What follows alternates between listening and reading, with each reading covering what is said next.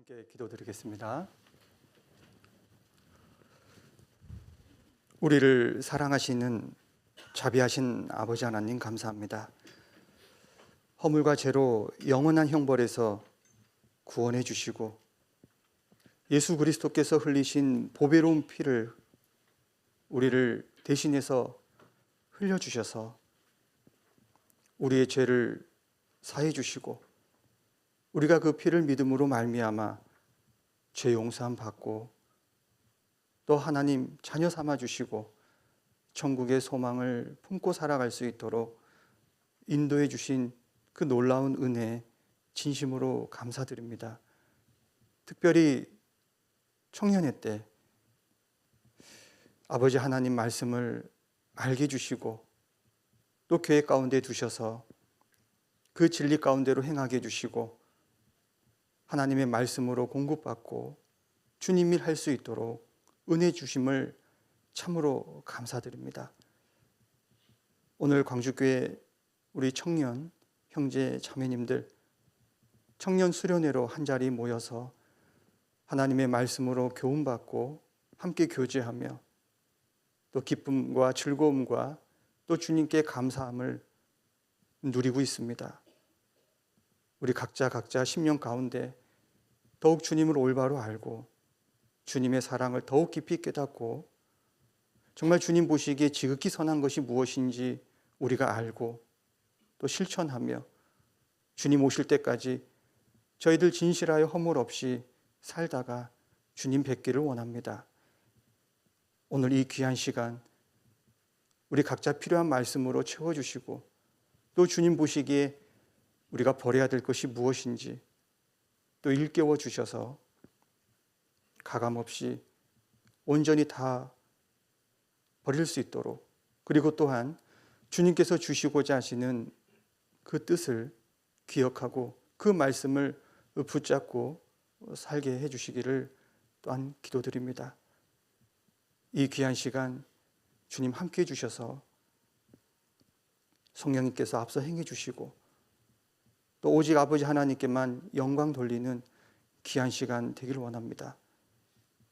모든 것 감사드리며 우리를 사랑해 주시는 주 예수 그리스도의 이름으로 기도드립니다. 아멘. 성경 말씀 빌립보서 1장입니다.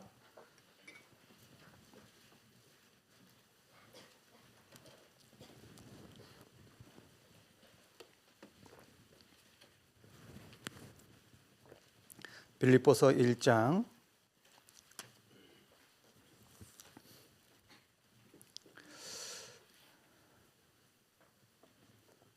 9절부터 10절까지 같이 읽겠습니다. 내가 기도하노라 너희 사랑을 지식과 모든 총명으로 점점 더 풍성하게 하사 너희로 지극히 선한 것을 분별하여 또 진실하여 허물 없이 그리스도의 날까지 이루고. 안녕히 잘 주무셨습니까? 청년 수련회 이틀째 시간을 갖게 됐습니다. 오늘도 귀한 하루를 주셨는데 너무 감사합니다. 이렇게 한자리에 모여서 함께 하나님 말씀을 또 배우고 또 수련회로 함께 할 수 있게 된 것은 뭔가 하나님께서 우리에게 주시고자 하시는 특별한 은혜가 있기 때문이라 생각합니다. 하나님께서 특별히 이 시간 또 우리 청년의 형제 자매님들 말씀 앞에 나오게 해주시고 또 수련회를 갖게 하신 것은 그만큼 청년들이 교회 안에서 너무 귀하고 그리고 귀한 일을 하기 때문에 그렇습니다. 주님 오실 날은 얼마 남지 않았는데 할 일은 참 많습니다. 그 중에서 청년들이 해야 할 일들이 너무 많고 또 이 마지막 시대를 살아가는 이 시간, 이 시대 특히 청년들이 받을 이 세상의 유혹도 참 많은데 반면에 교회 안에서 더욱 귀하게 쓰임을 받을 수 있기 때문에 그리고 하나님께서 쓰시기를 원하시기 때문에 우리는 더욱 세상과 구별돼서 이 교회 가운데 주님께서 주시는 그 은혜를 공급을 받으면서 빛으로 살아가야 된다. 왜냐하면 주님이 원하시기 때문에 그렇습니다. 오늘 주제가 진실하여 허물 없이 살자라는 주제를 가지고 함께 교훈받고자 합니다. 빌립보서는 바울 사도께서 2차 전도 여행 때 이 빌립보 지역에 전도를 했고 그 가운데 자주색 옷감 장사 루디아를 구원해 주시고 또 그 귀신 들린 이 여인을 또 구원하는 역사가 있었습니다. 그리고 바울 사도가 복음을 전하다가 빌립보 감옥에 갇혔을 때 그 간수를 또 구원받는 그 일이 있었고, 그래서 우리 유명한 말씀 아시잖아요. 주 예수를 믿으라. 그리하면 너와 내 집이 구원을 얻으리라. 그 지역 이 빌립보 교회입니다. 마게도냐의 지역에 이 최초로 교회가 생긴 일, 복음이 전해졌던 그 사건입니다. 그래서 이 빌립보 성도들은 바울을 너무 사랑했고 또한 바울도 빌립보 교회 성도들을 너무 사랑하고 또 귀하게 여기고, 감옥에 있을 때 빌립보 성도들이 염려가 되고 근심이 되는 가운데 기도하는 그 과정 속에 이 바울 사도도 이제 편지를 보낸 겁니다. 그러면서 안심을 시키고, 그리고 마땅히 우리가 복음을 전하는 데 있어서 교회를 세우고 하는 과정에 우리가 어떤 마음으로 살아야 되는지 이제 편지를 보냈는데, 그 편지 속에 이 바울 사도의 마음이 정말 담겨 있는 겁니다. 이 기도를 하는데 이 기도 내용이 오늘 읽은 말씀입니다. 그 기도를 이렇게 요약을 해보면, 어제 목사님께서 말씀해 주셨는데 그리스도의 사랑을 더욱 깊이 알아가고, 그리고 지극히 선한 것이 무엇인지 그 사랑에 기반해서 그 지극히 선한 것을 분별하라. 그리고 그것을 위해서 정말 진실하고 허물 없이 주님 오실 때까지 살아가는 것, 그것을 간절히 하나님 앞에 기도를 하는 겁니다. 이 빌립보 성도들을 위해서. 이 빌립보 성도들뿐만 아니라 그 기도는 지금도 우리를 위해서 하는 기도라 생각합니다. 특별히 또 주님께서 우리를 위해서 기도하는 게 있습니다. 로마서 8장에 보면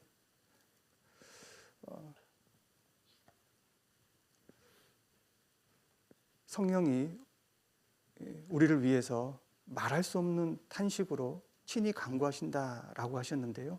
우리가 지금까지 이 자리에 있는 것은 부모님의 기도가 있었고, 또 누군가 나를 위해서 기도해 주시는 분이 있었고, 더 깊이는 우리 주님이 나를 위해서 늘 기도해 주셨기 때문에 우리가 이 자리에 있는 거고, 또 귀하게 쓰임을 받고 있는 거고, 앞으로도 더 나은 신앙생활과 더욱 굳건한 믿음으로 살기를 간절히 바라는 그 기도가 계속해서 있는 겁니다. 그렇기 때문에 우리가 이 자리에 있는 거고요. 더 큰 일을 할 수 있는 겁니다. 누군가 나를 위해서 기도한다라는 것은요, 너무나도 감사한 일입니다. 그렇지 않습니까? 왜 그럴까? 우리는 하나님의 자녀이기 때문에 그렇습니다. 가족 중에 나를 위해서 간절히 기도해 주시는 분이 있습니다. 먼저 구원받은 우리 부모님, 그리고 혹 부모님이 구원받지 않으셨다면 나를 위해서 기도해 주시는 또 한 분이 계시는 거예요. 형제 자매들이 있는 겁니다. 그리고 주님이 나를 위해서 기도하고 계신다는 것을 우리가 꼭 기억을 해야 되겠습니다. 이 빌립보서 1장, 오늘은 진실하여 허물 없이 살자인데 500110 그 암호를 잠깐 말씀을 드리면 아마 아시는 분도 있겠지만 혹시 아시죠? 아는데 왜 또 얘기하시려고 하나 그런 건 아니고 예, 이 성경 50번째가 빌립보서인 겁니다. 창세기 출애굽기 쭉 가서 이 50번째가 빌립보서 말씀인데 여기 보니까 1장 10절 말씀이 오늘 주제잖아요. 그래서 500110 예, 그렇게 숫자로 생각을 해봤습니다. 마귀의 숫자는 666인데 성경의 숫자는 500110. 예. 자, 그런데요. 오늘 이 말씀을 좀 생각을 해보고자 합니다. 진실하여 허물 없이 그리스도의 날까지 이루고 여기 진실하여 그랬는데 잠깐 1장 10절에 보면 너희로 지극히 선한 것을 분별하며 또 진실하여 여기 진실하다라는 말씀은 섞이지 않고 더럽혀지지 않는 이 순수한이란 뜻입니다. 히브리 원어의 그 의미가 그래서 이 순결한 마음 이런 뜻이고요. 또 여기 허물 없이 물론 진실하여 허물 없이 이어지는 말씀인데 이 허물 없이라는 말은 보니까 이 장애물에 걸려 넘어져 상처를 입지 않는 그래서 다른 사람에게 어떤 불쾌감이나 마음을 상하게 하는 그러지 않는 그 허물 없이 그리스도의 날까지 언제까지냐 주님 오실 때까지 주님의 날까지 그런 마음으로 그런 행실로 살아가는 그리스도인들이 되기를 원하는 겁니다. 이 그리스도의 날까지 우리가 살고 있는 이 시대는 주님 오실 날이 너무 가까운 시대입니다. 주님 오실 날이 정말 가까운 시대가 이 마지막 시대 우리가 살고 있는 시대입니다. 이 마지막 시대는 어떨까? 정말 세상은 점점 더 혼란에 빠져가고 더욱 어두움이고요. 이 죄악이 관영한 이 시대 점점 죄로 물들어가는 시대입니다. 그건 왜 그럴까?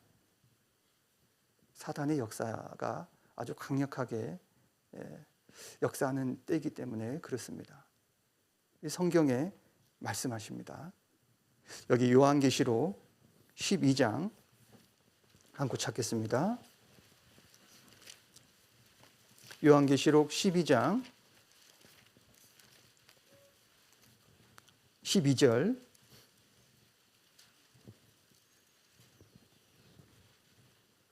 요한계시록 12장 제가 읽겠습니다.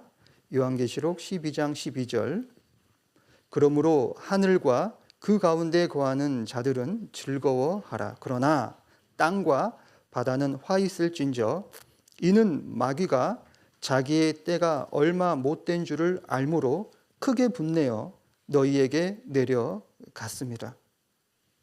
여기서 좀 생각해 볼 말씀은 이 마귀가 자기의 때가 얼마 못된 줄을 알므로 그러니까 마귀가 역사하는 때가 있는데 이제 그 때가 마귀도 가까운 겁니다.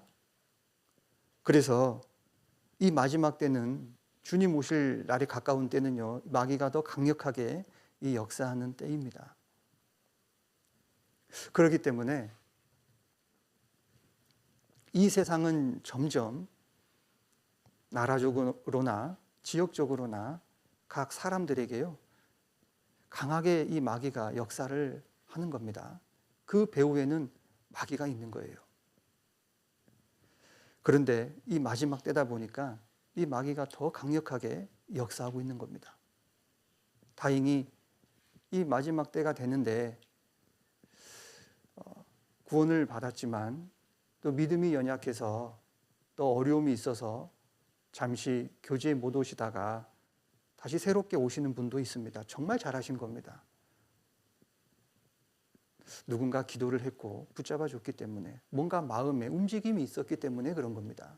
그런데 반면에 이 마지막 때에 만약에 교제를 떠난다면 그거는 정말 비극입니다.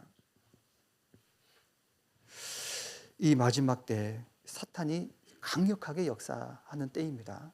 자, 그러면 오늘 잠깐 이 마지막 때 이 사탄이 역사를 하는데 어떻게 역사를 할까? 재림의 날이 가까우는 이 마지막 때 이 사탄은 어떻게 역사를 할까? 좀 생각을 해보고자 합니다. 여기 요한계시록 찾았으니까요. 12장 9절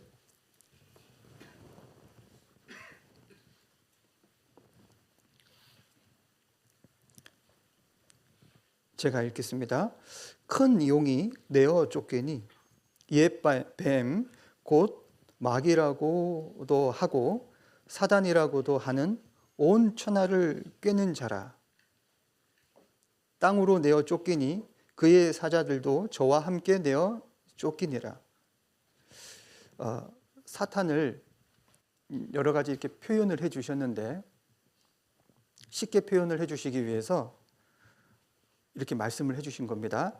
여기 큰 용이 내어 쫓기니 이 용이라는 말씀을 하셨고 옛 뱀 곧 마귀라고 또 하고 사단이라고도 하는 그리고 온 천하를 꿰는 자라. 먼저 이 옛 뱀, 이 옛 뱀은 무엇을 말하냐면 창세기 3장 1절 그 뱀을 사탄이라고 지금 이렇게 얘기하는 겁니다. 창세기 3장 1절에 보면 이 뱀이 정말 강교하다 그랬고 간사하다 그랬고 교활하다 그랬습니다. 그러니까 이 짐승 중에 뱀이 가장 강교하다 그랬거든요. 그러니까 사단의 역사 속의 기본적인 특징이 뭐냐면 거짓입니다. 거짓. 그러니까 뭔가 꾸미고 속이고 거짓말을 하는 거예요. 나 거짓말한다 하고 이렇게 나타나는 게 아니라 뭔가 달콤함을 주면서 그럴듯하게 하면서 괜찮겠지 하면서 거짓말을 유도하는 거예요. 창세기 1장을 이렇게 보면 이 뱀과 하와가 대화하는 장면이 나오는데 그 대화 속에 우리가 알 수 있는 게 뭐냐? 하나님께서 정말 이 에덴 동산에 있는 이 나무의 실과 이거 다 먹지 말라 그랬냐? 다 먹지 말라고 안 그랬거든요. 중앙에 있는 실과 선악을 알게 하는 나무의 실과를 먹지 말라고 했는데 이 마귀는 살짝 바꾸잖아요. 자, 그거를 들어보면 사탄은 뭔가 지금 대화를 하고자 하는 겁니다. 대화를 끌고 가고 싶은 거예요. 계속 협상을 유도하고 뭔가 이야기해주고 싶은 겁니다. 사탄은. 그래서 결국은 넘어간 거죠. 미혹된 겁니다. 우리가 사탄이 역사하는 것을 이렇게 보면 그럴듯한 거예요. 참 꾸민 게 너무 많습니다. 그 배후에는요 사탄의 역사가 있는 겁니다. 그리고 여기 옛뱀 곧 마귀라고도 하고 그 전에 큰 용이 내어 쫓기니 여기 큰 용이라고 했는데 이 히브리어로 리워야단 그리고 헬라 말로는 이 드래곤 이 용입니다. 이 욥기 41장에 보면 이 용은 굉장히 강팍하고 싸납고 포악합니다. 그러니까 사탄의 기본 특징은 싸나운 거예요.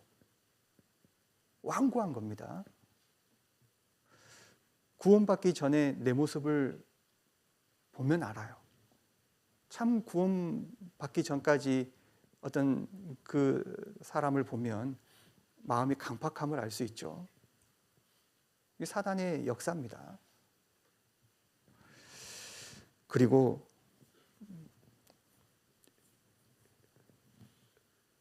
분을 잘 내요.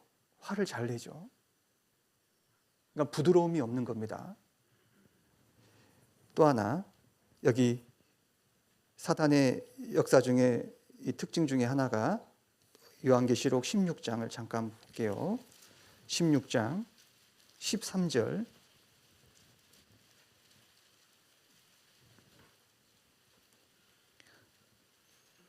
제가 읽겠습니다. 요한계시록 16장 13절. 또 내가 보매 개구리 같은 새 더러운 영이 용의 입과 짐승의 입과 거짓 선지자의 입에서 나오니, 여기 새 더러운 영 그랬습니다. 이 개구리 같은 새 더러운 영. 이 개구리는 양다리를 걸치잖아요. 양서류죠. 물속에도 있고 물 밖에도 밖에서 살아가기도 합니다. 이 개구리는 굉장히 시끄러워요. 너무 시끄럽잖아요. 이 개구리 때문에 못 사는 경우도 있습니다. 자, 그런데 이 개구리가 시끄럽다는 거예요. 마귀의 특징 중에 하나가 시끄럽습니다. 너무 소란스러워요. 마지막 때가 되면 될수록요, 이 세상은 정말 시끄럽습니다. 근데 교회 안에는 조용하잖아요. 주님의 음성은 세미한 음성입니다. 달라요.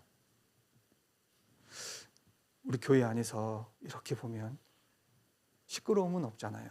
이 세상은 너무 시끄러운 겁니다. 가면 갈수록 더 시끄러워질 거예요.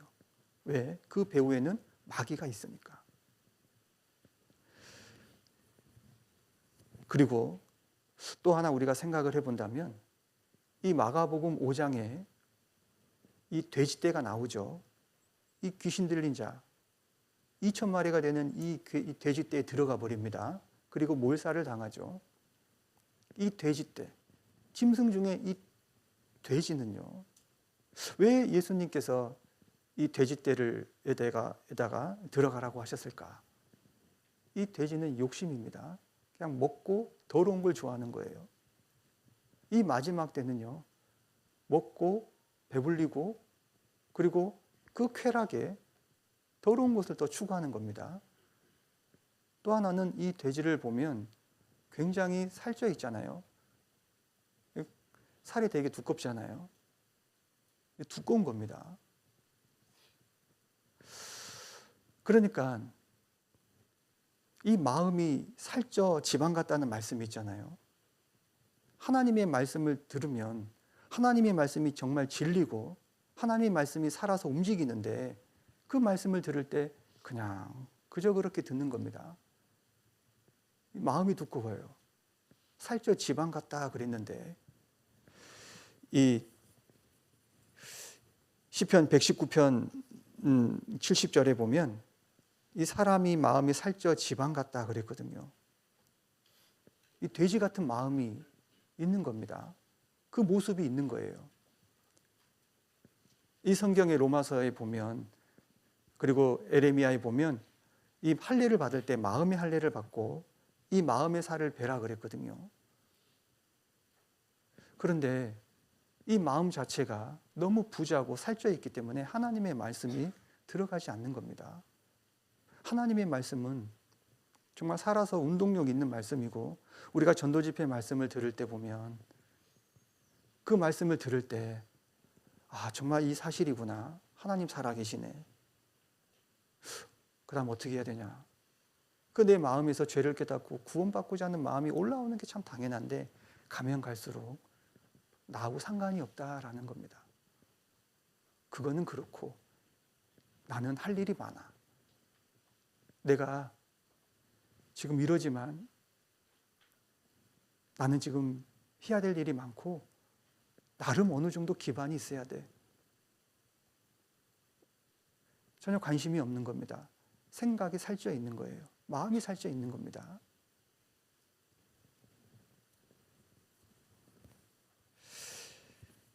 그리고 이 사탄이 또 어떻게 역사를 하냐.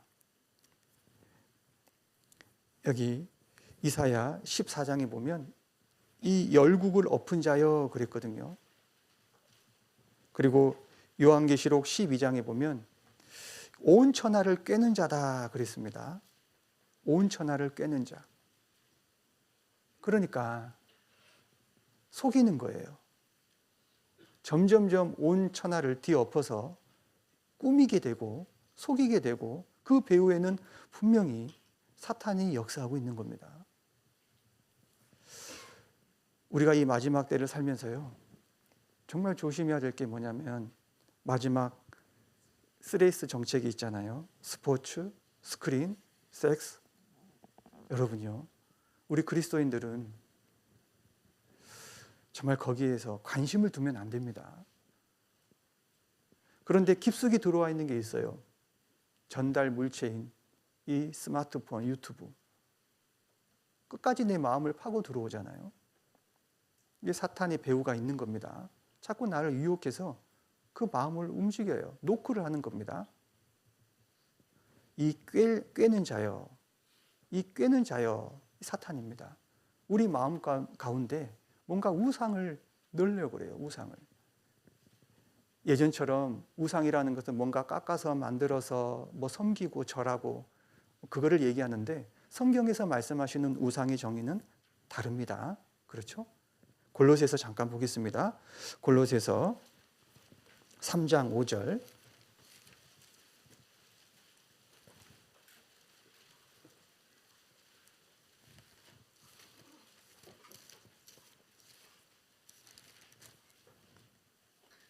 골로새서 3장 5절. 같이 읽겠습니다. 그러므로 땅에 있는 지체를 죽이라. 곧 음란과 부정과 사욕과 악한 정욕과 탐심이니 탐심은 우상 숭배니라. 이 탐심은 우상 숭배라고 말씀하셨습니다. 이 탐심은 욕심이에요. 뭔가 내가 그 세상적인 뭔가 달콤함, 내가 좀 붙잡고 싶은 것, 기가 쏠깃한 것, 이 마음이 파고 들어오는 겁니다. 그러니까 이 탐심은 우상숭배라고 그랬으니까 하나님도 섬기는데 그 동일선상에 어떤 무엇을 두고 마음이 뺏겨서 그것도 맛보고 하나님의 은혜도 맛보고 하나님의 말씀으로 살고자 하는 마음도 있지만 이것도 누리고 싶은 마음, 이 두 마음이잖아요. 사단이 역사하는 거예요. 사단이 자꾸 노크를 하는 겁니다. 하나님이 제일 싫어하는 게 뭐냐면 두 마음을 품고 사는 거예요.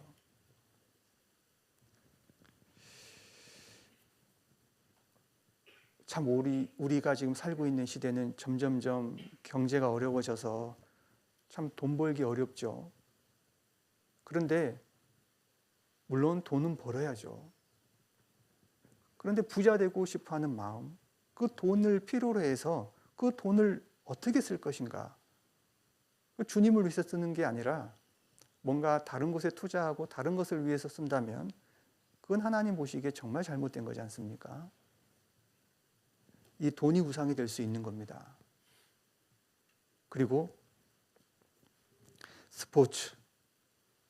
스포츠에 대해서도요, 너무 많이 알아요. 이 야구, 뭐 할푼니 그 선수 나오면 다 알아요. 그럴 필요 없거든요.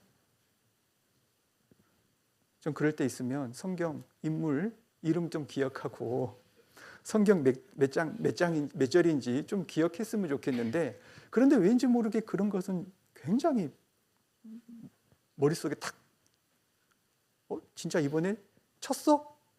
이겼어?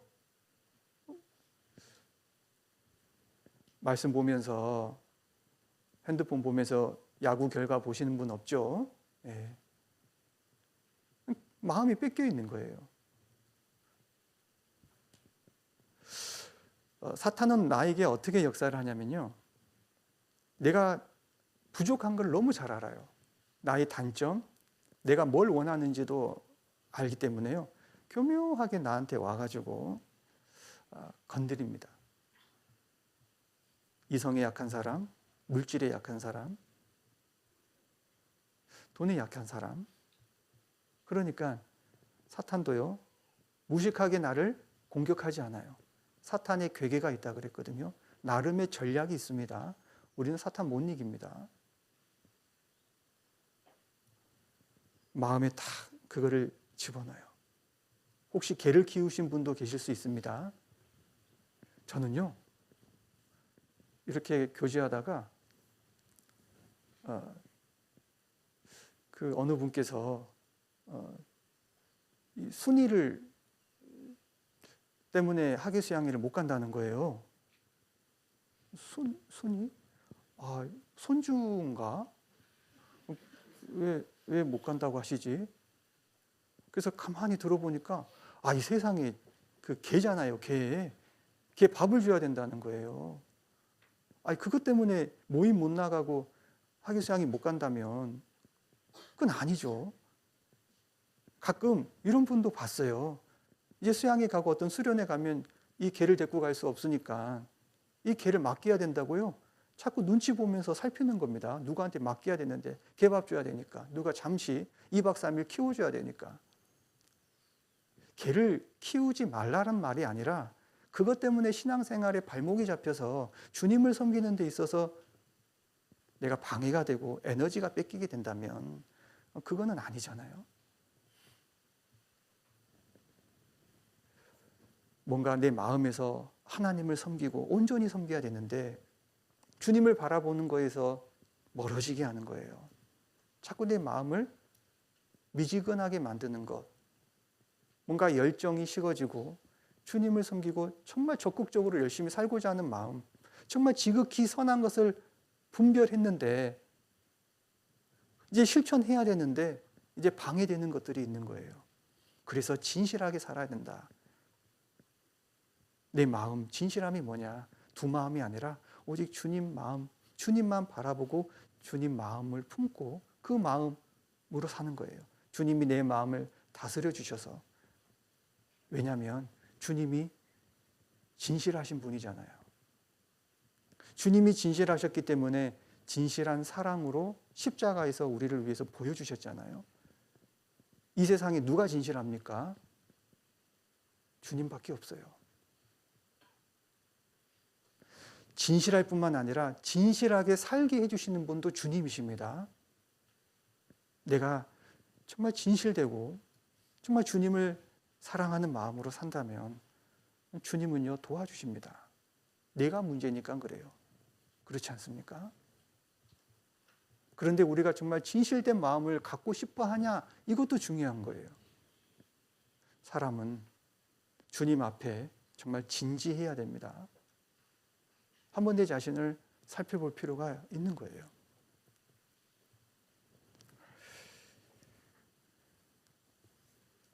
이 출애굽기 20장에는 이 10계명이 나옵니다. 1계명이 뭔지 아시죠? 나 외에 다른 신을 섬기지 말라. 그러니까 하나님 외에 다른 신을 섬기지 말라. 오직 여호와 하나님이 참 신이고 유일하신 신이고 우리 그분만 섬기는 겁니다. 그런데 두 번째 계명이 뭐냐면 나를 위하여, 우리 각자 자신을 위하여 우상을 깎아서 새겨서 섬기지 말라. 이스라엘 민족이 첫 번째 제도 범했지만 정통으로 어겼다면 이 계명을 어겼다고 말할 수 있겠죠. 금송아지 우상을 만들어 놓고 이 금송아지 우상, 우리를 인도하여 낸 신이다. 이 깎아 만든 신.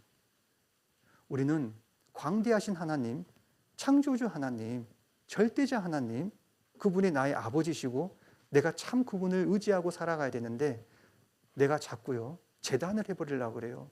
어디다가 가다 놓으려고 해요. 어디다가요? 내 생각대로요. 내 편의대로 그렇게 생각하며 주님을 섬기려고 하는 경우가 있습니다. 하나님께서는 정말 정직하신 분이고 진실하신 분이고 크신 분이에요. 그런데 내 꾀에, 내 생각에 너무 하나님에 대해서 작게 여기어 사는 겁니다. 하나님을 크게 여기는 사람은 하나님께서 크게 역사하실 겁니다.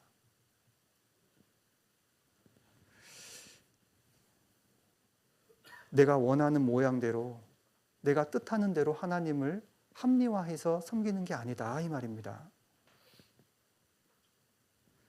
우리가 그 마음을 꼭 가졌으면 좋겠어요. 성경에서 정말 거짓된 여인, 악녀, 악한 여인이라고 말하기도 참 맞지 않는 이 악녀가 나오죠. 누구죠? 이세벨. 이세벨은요, 아합의 아내였고, 이 이세벨은 이방 여인입니다. 시돈의 여인이잖아요. 이세벨은 우상을 갖고 들어왔습니다. 아세라와 바알. 그를 갖고 북이스라엘 7번째 왕 아합하고 결혼을 하죠. 사실 아합을 이렇게 보면 아합은 좀 유약한 남자다, 왕이다라고 보여져요. 근데 아합의 왕을 충동해버립니다. 충동을 해서 어떻게 하냐. 이 우상을 북이스라엘에게 다 전파하게 되고요. 그리고 이 아합과 이세벨이 결혼해서 낳은 딸이 아달랴잖아요. 이 아달랴가 또 남유다 요람하고 결혼을 해서요. 또 우상을 또 퍼지게 하는 겁니다. 온 이스라엘에게 우상을 퍼지게 한 거예요. 이 작은 거 하나 들어와 가지고요. 그 여인이 다 퍼지게 한 겁니다. 죄는요, 우상은요, 내 마음을 쉽게 자리 잡습니다. 돈이 됐든, 재물이 됐든, 이성이 됐든, 스포츠가 됐든, 뭐가 됐든, 내가 하루를 살면서요, 접촉하는 게 많은 게 뭘까 한번 생각해 볼 필요도 있어요. 핸드폰을 붙잡고 있는 시간이 많을까? 친구와 함께하는 시간이 많을까? 아니면 하나님 말씀을 묵상하고 기억하고 전도할 영혼을 생각하는 그게 더 많을까? 한번 생각해 봐야 되지 않겠습니까? 그러니까 우리는 정말 이 세상에 노출되어 살아가는데 내 마음이 정말 하나님 앞에 진지하지 않고 진실되지 않고 정직하지 않으면 우리는 그럭저럭 살게 되는 겁니다. 주님은 그거 원하지 않으신데. 반면에 이 아비가일이라는 여인이 있죠. 이 아비가일은 어떤 여인입니까? 참 답답한 남편을 만나서 살아가는 이 아비가일. 남편이 나발. 이 나발은 참 무지합니다. 무식합니다. 하나님에 대해서요. 그 지혜로운 아비가일이 있는데 뭔가 좀 하나님에 대해서 알고 좀 캐치를 했으면 좋았을 텐데 그렇지 않습니다. 이 다윗이 사울로부터 도망을 다니잖아요. 그래서 이 나발은 참 부자인데 보호해 줍니다. 담이 되어줬다 그랬거든요. 양을 칠 때 적이 나타나서 이리가 나타나서 공격하지 못하게 다윗이 사울을 피해서 도망가는 과정 속에 이 나발의 재산을 보호해 줬다 이 말입니다. 은혜를 받았어요. 그런데 어느 날 이 나발이 양을 잡아서 이제 잔치를 하려고 하는데 이 도망다니는 이 다윗과 군사들 배가 고파요. 그래서 좀 초청해 달라고 먹을 것 좀 주라고. 그런데 나발이 아주 매몰차게 거절합니다. 누군데? 그때 다윗이 어떻습니까? 무장을 했습니다. 쓸어버려야 되겠다고. 세상에 은혜를 악으로 갚네. 그래서요 다윗이 무장을 해서 이제 갑니다. 자 그때요 아비가일이 그 이야기를 소식을 듣습니다. 신하로부터. 그때 이 아비가일은요 하나님을 믿는 사람이거든요. 그래서 이 음식을 바리바리 준비해 가지고요 하나님께 이 다윗에게 갑니다. 절을 합니다. 참아달라고.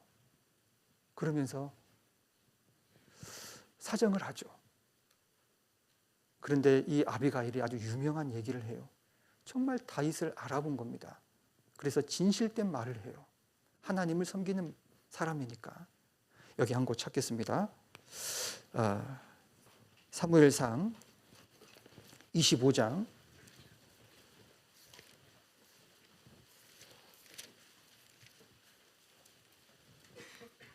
25장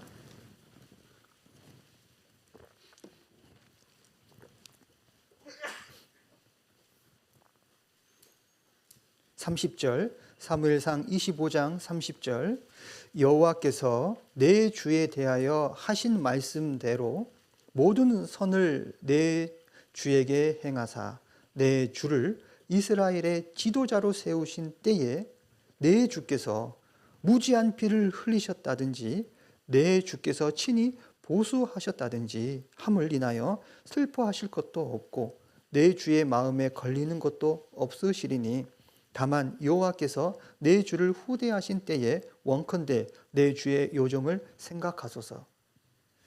지금 아비가일이 얘기합니다. 다윗이여, 다윗은 장차 이제 이 나라의 왕이 되실 겁니다. 하나님께서 지도자로 세우실 때가 이제 곧 있는데 만약에 저희 남편과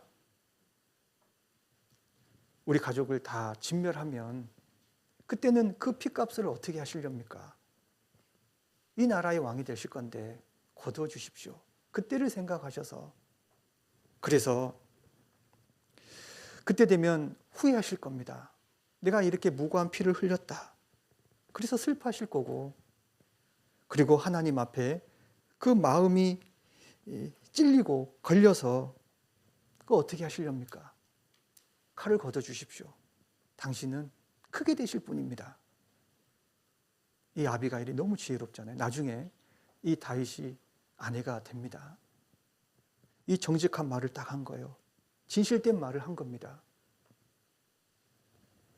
아마 다윗은 이 말을 들을 때요, 생각을 한 거예요. 참 이 여인 지혜롭다. 그래서 다시 돌아오지 않습니까? 그리고 이 아비가일은요, 이제 다윗을 또 섬겨요. 지금 사울에 쫓겨다니는 신세인데도 불구하고 언제 죽을지 모르지만 이 다윗의 아내가 돼서요, 함께 어떤 일이 벌어질지 모르는 같이 목숨을 함께 하는 겁니다. 이거 진실한 사랑이잖아요. 진실한 마음이잖아요. 이세벨은 충동을 했습니다. 아비가일은 진실된 마음으로 하나님의 마음을 전한 거예요. 진실은 통합니다.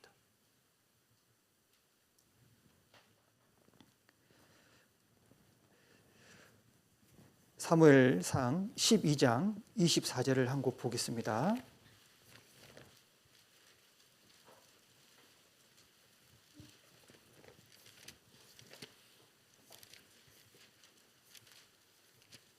사무엘상 12장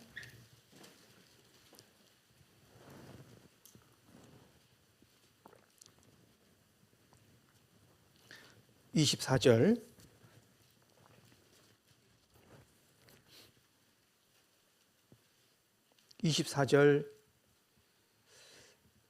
12장 24절 같이 읽겠습니다.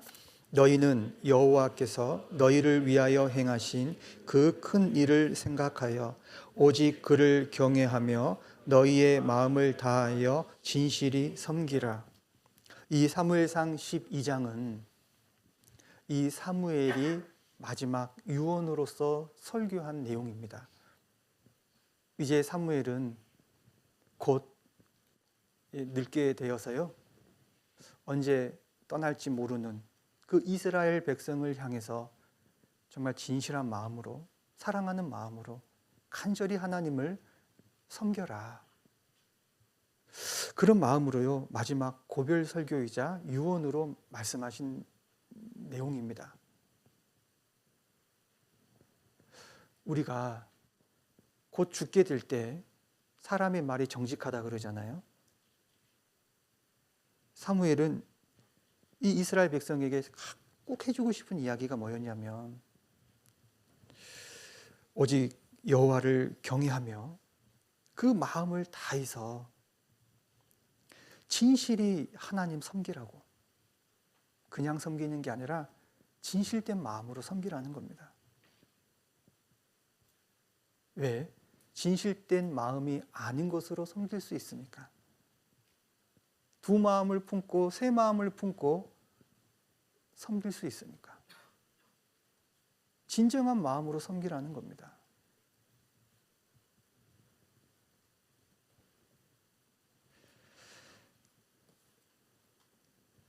우리가 이 마지막 때를 왜 살면서요, 하나님께서 정말 원하시는 마음이요, 진정으로 사는 거예요. 진실된 마음으로.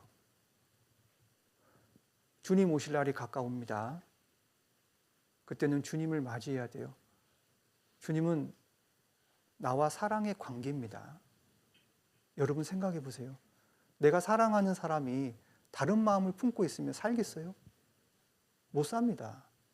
여기 결혼하신 분도 있는데 다른 거는 다 용서할 수 있어요.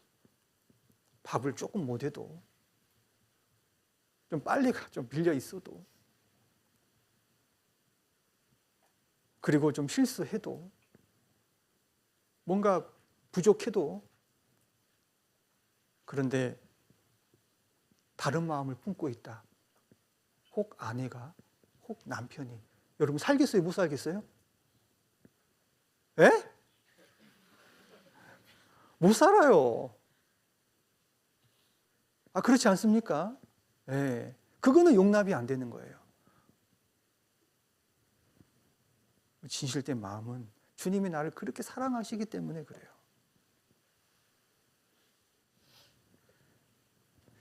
다윗은 정말 대단한 분입니다. 하나님이 왜 다윗을 그렇게 쓰셨을까? 다윗은 어땠냐면 살인죄와 간음죄를 지었음에도 불구하고 하나님이 놓지 않았어요. 하나님이 끝까지 잡고 다윗을 쓰십니다. 그 과정에 징계를 받고 정말 고통한 시간이 있었지만 다윗은 그거를 철저하게 회개하고요, 하나님을 붙잡고 살았어요. 그 마음에 다윗은 너무 정직했고 진실했어요. 다윗을 잠깐 생각해 보면요, 여기 열왕기상 15장을 잠깐 보겠습니다.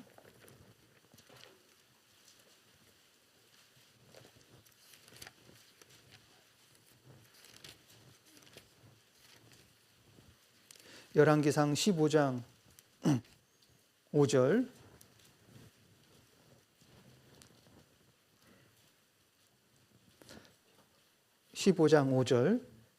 같이 읽겠습니다.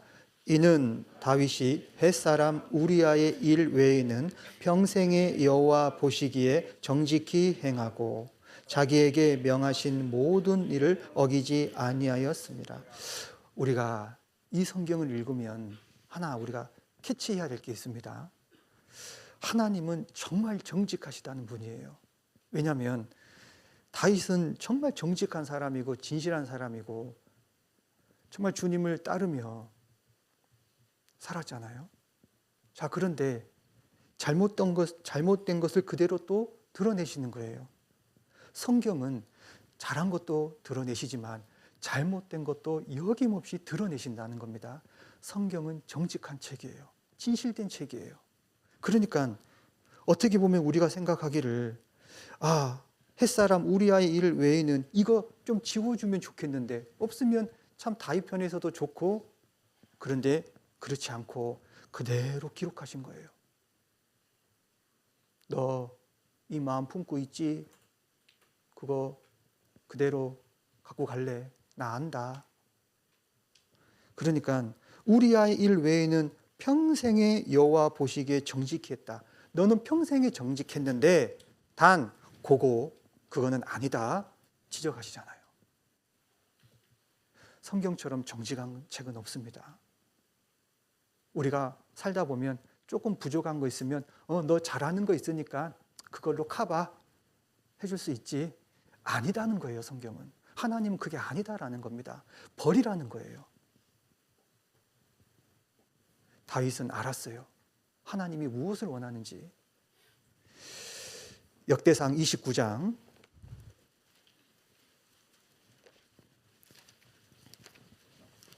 역대상 29장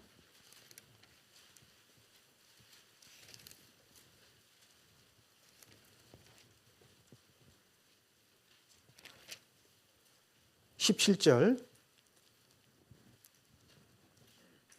같이 읽겠습니다. 나의 하나님이여 주께서 마음을 감찰하시고 정직을 기뻐하시는 줄 내가 아나이다. 내가 정직한 마음으로 이 모든 것을 즐거이 드렸사오며 이제 내가 또 여기 있는 주의 백성이 주께 즐거이 드리는 것을 보오니 심히 기쁘도소이다. 먼저 우리가 하나님께 드릴 때 마음을 드리는 거잖아요. 내가 드릴 수 있는 것은 또 몸입니다. 이 몸밖에 드릴 것 없네. 이 몸 바칩니다. 우리 청년의 때가 너무 중요한 것은 우리의 건강한 이 몸, 그리고 이 마음. 그런데 주님이 정말 원하시는 것은 진실된 마음, 정직한 마음이다라는 거예요. 그래서 정직을 기뻐하신다. 이 정직한 마음이라는 것은 우리가 살다 보면 잘못된 거, 죄를 지을 수도 있고 실수할 수도 있는데요. 이거를 그대로 놔두지 말라는 거예요. 진짜 정직한 사람은 하나님 앞에 나아가서 이걸 버리기를 원하고 정말 간구하는 겁니다. 이 죄에 대해서 후회하는 게 아니라 정말 하나님 앞에 회개를 하는 거죠. 다시 본문으로 넘어가 보겠습니다. 빌립보서 1장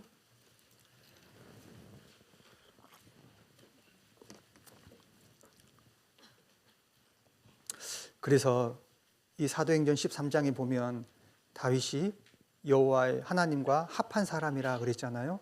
합할 수 있었던 것은 하나님의 진실함, 하나님의 정직함과 다윗의 진실함, 다윗의 정직함과 합해진 거예요.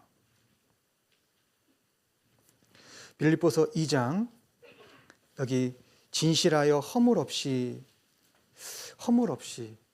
이 허물이 없다. 남에게도 상처를 주지 않고 남에게 마음의 문제를 일으키지 않고 그 허물 없이 살아가는 것. 내 자신도 허물이 없어야 되고요. 내 허물로 인해서 다른 사람이 걸리지 않도록 해야 되는 겁니다. 청년이 무엇으로 그 행실을 깨끗게 하리이까? 우리는 마음에서부터 깨끗해져야 됩니다. 아담이 범죄함으로 인해서 우리 마음이 사탄에게 넘어갔어요. 그래서 죄를 짓는 겁니다. 이 더러운 곳에서 어떻게 깨끗한 것을 낼 수 있습니까? 성경은 말씀하시죠. 더러운 것은 더러운 것으로 나타나는 거예요. 그러니까 말씀에 네 마음이 먼저 깨끗하지 않으면 깨끗한 거 나올 수 없다라는 거예요. 구원부터 받아야 되죠. 구원받고 우리의 삶 가운데 깨끗한 마음으로 살아갈 때 깨끗한 것이 나올 수 있다라는 거예요. 하나님은 내 마음의 청결을 원하십니다. 하나님은 내 마음의 깨끗함을 원하시는 거예요. 그래서 믿음과 착한 양심을 가지라고 말씀하셔요. 믿음과 착한 양심.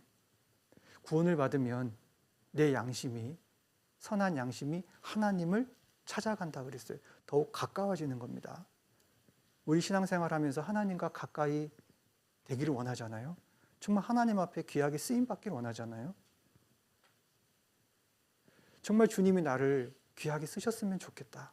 나 정말 주님 앞에 귀하게 쓰임받고 싶다. 이런 마음을 우리가 다 갖고 있습니다. 그거는 하나님께서 구원을 받게 해주시고 이 선한 양심이 하나님을 계속 찾아가는 거예요. 한 걸음 한 걸음. 어제보다 오늘 나은, 오늘보다 내일이 나은 그 삶으로 살아가야 되는 겁니다. 이 성경에 보면 우리가 주의할 게 뭐냐면 이 깨끗한 마음을 가져야 되는데 그리스도인들은 어떤 큰 죄를 짓지는 않죠. 근데 작은 죄에 문제가 생겨요. 작은 죄. 여러분요, 작은 죄도 죄입니다. 암이 발견되면 키웠다가 제거합니까? 당장 제거합니까? 당장 제거해요. 왜요? 죽을 수 있으니까. 죄는 작은 거 버려야 돼요. 성경에 아주 우리가 생각해 볼 말씀이 있는데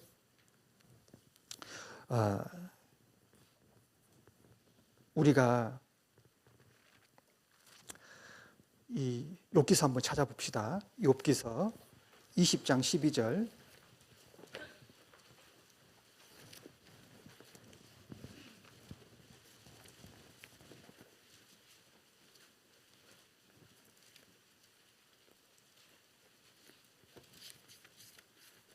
욥기 20장 12절.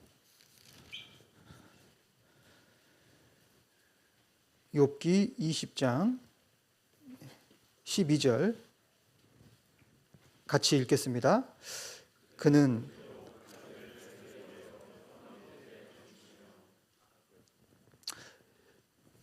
여기 그는 비록 악을 달게 여겨 혀 밑에 감추며 그랬잖아요. 입안에 들어가는 것은 작은 겁니까? 큰 겁니까? 예? 작은 거예요. 그런데 혀 밑에 숨길 수 있는 것은 더 작은 거겠죠? 그 작은 것이 혀 밑에 딱 집어넣고 단물을 자꾸 느끼는 거예요. 혀 밑에 있는 죄는 작은 죄입니다. 그것을 즐겨요. 큰 죄는 즐기지 안 하죠. 충격을 받죠. 자기도 내가 이런 죄를 지었었구나. 아이고 이러면 안 되는데. 그런데 작은 죄는 혀 밑에 딱 숨겨놓고요. 아닌 척하면서 즐기는 겁니다. 이 작은 죄가 참 무서워요. 성경이 말씀하시기를 남이 모르는 거, 나만 알고 있는 거, 속일 수 있는 거 하나님은 아셔요. 이 세상에서 나에 대해서 제일 잘하는 게 누구냐면 가족도 아니고요. 또 가족을 속일 수 있죠. 친구 속일 수 있습니다. 형제 자매 속일 수 있지만 속일 수 없는 두 가지. 양심, 하나님. 내 양심은 다 알거든요. 선한 양심, 착한 양심을 가지는 겁니다. 그래서 우리가 이렇게 진실한 삶을 살아갈 때, 허물 없는 삶을 살아갈 때 하나님이 나를 쓰셔요. 하나님이 나를 쓰신다. 다윗을 쓴 것처럼요. 우리가 이 진실하고 깨끗한 삶을 살아갈 때 가장 대표적으로 하나님이 어떻게 쓰시냐면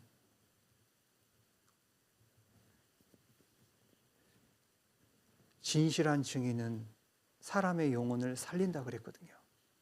그렇죠? 진실한 자는 그 영혼을 살립니다. 말에 힘이 있다 그랬어요. 우리가 왜 진실하게 살아야 될까? 우리가 왜 정직하게 살아야 될까요? 생명을 건지기 위해서입니다. 야, 저 사람은 진실해.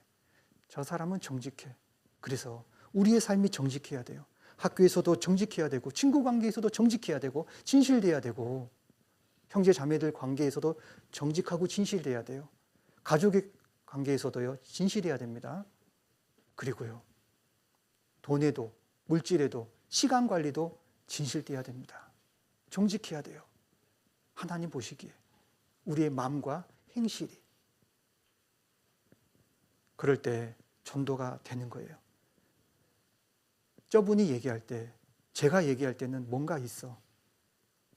한번 가보고 싶다. 네가 믿는 하나님, 김대리가 믿는 하나님, 선배가 믿는 하나님, 저 한번 들어볼게요. 말씀 들어볼게요. 그게 정말 진실한 모습이다라는 겁니다. 우리가 그것을 이 마지막 때 꼭 기억을 해야 됩니다. 마지막 말씀으로요. 여기 전도서 12장, 잠언 12장,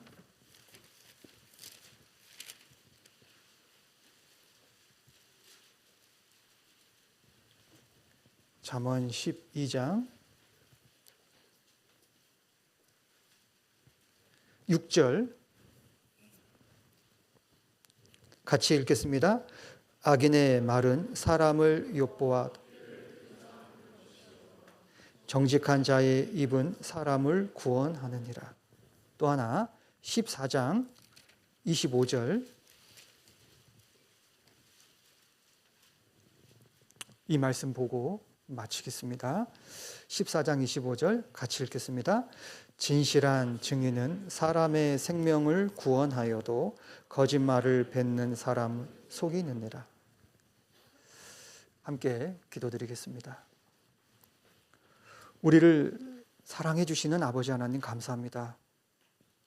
우리를 구원해 주시고 또 늘 우리에게 그 말씀으로 또 교훈과 책망과 바르게 함과 의로 교육하기에 유익한 말씀 늘 주시며 주님 보시기에 합당하고 정직하고 진실된 사람으로 이끌어 주심에 감사합니다. 더욱 우리가 주님 앞에 무릎을 꿇고 더욱 귀하게 쓰임 받기를 원하며 주님의 선하신 뜻을 이루가기에 합당한 진실되고 또 허물 없는 그리스도인들이 되길 원합니다. 이후의 모든 일정 주님 함께 주셔서 귀한 수련회가 될 수 있도록, 은혜로운 수련회가 될 수 있도록 주님 도와주시옵소서. 감사드리며 우리를 사랑해 주시는 주 예수 그리스도의 이름으로 기도드립니다. 아멘.